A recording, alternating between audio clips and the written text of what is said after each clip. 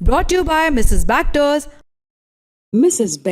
Cremica coconut cookies. आज चाय के साथ क्रेमिका कोकोनट हो जाए। सरकारें अलग अलग योजनाएं लाती हैं ताकि जो ज़रूरतमंद लोग हैं उन्हें फ़ायदा पहुंचाया जा सके, उन्हें जिन चीज़ों की ज़रूरत है वो चीज़ें मिल सकें।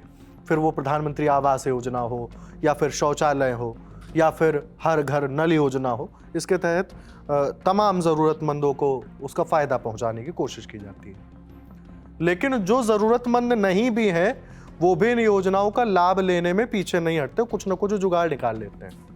एनडीटीवी में छपी एक खबर के मुताबिक महाराष्ट्र में पिछले साल शुरू हुई लाडकी बहन योजना का मकसद था उन महिलाओं को हर महीने 1500 रुपए देना जिनकी उम्र 21 से 65 साल के बीच है और जिनके परिवार की सालाना कमाई 2.5 लाख रुपए से कम है। चुनाव से ठीक पहले शुरू हुई इस योजना को बीजेपी, शिवसेना और एनसीपी के गठबंधन ने गरीब महिलाओं को राहत देने के बड़े वादे के तौर पर लॉन्च किया था। लेकिन 10 महीने बाद जो हकीकत सामने आई उसने सबको हैरान कर दिया। महिला और बाल विकास विभाग की ऑडिट रिपोर्ट में खुलासा हुआ कि 14,298 पुरुषों ने रजिस्ट्रेशन सिस्टम की खामियों का फायदा उठाया। उन्होंने खुद को महिला बताकर इस योजना में नाम दर्ज करवा लिया और तकरीबन 21 करोड़ 44 लाख रुपए की सरकारी मदद उनके खातों में भी चली गई।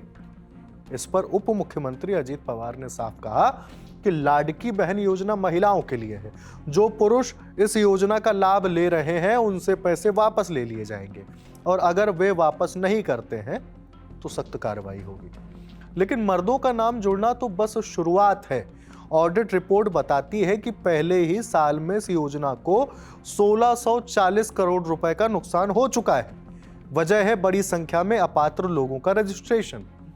सबसे ज्यादा गड़बड़ी उन परिवारों में मिली जहां 3 या उससे ज्यादा महिलाओं ने इस योजना के लिए आवेदन कर दिया, जबकि नियम साफ कहता है कि एक परिवार में सिर्फ 2 महिलाओं को ही फायदा मिल सकता है।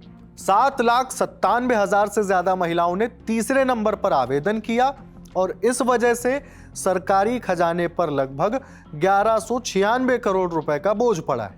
इसके अलावा 2,87,000 महिलाएं जो 65 साल की उम्र पार कर चुकी थी उन्होंने भी रजिस्ट्रेशन कराया और पैसा लिया, जबकि नियम यह कहता है कि 65 साल की उम्र के बाद कोई पात्र नहीं है। इस वजह से लगभग 431 करोड़ रुपए का नुकसान हुआ। एक और गड़बड़ी यह सामने आई कि 1,62,000 महिलाएं ऐसे परिवारों से हैं जिनके पास 4 पहिया वाहन है, जबकि जिनके पास कार है वे इस योजना का लाभ नहीं ले सकते। जैसे ही ये खुलासा सामने आया, विपक्ष ने सरकार को घेरना शुरू कर दिया।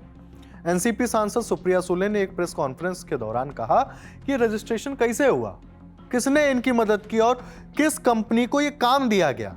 ये कोई छोटी गलती नहीं बल्कि बड़ा षड्यंत्र लगता है। इस पूरे मामले की जांच एसआईटी या ईडी से होनी चाहिए।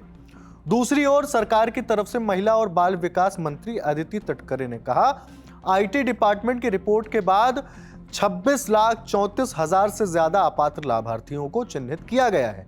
जून 2025 से इन सब का पैसा रोक दिया गया है। वहीं लगभग 2 करोड़ 25 लाख सही लाभार्थियों को जून का पैसा भेज दिया गया है।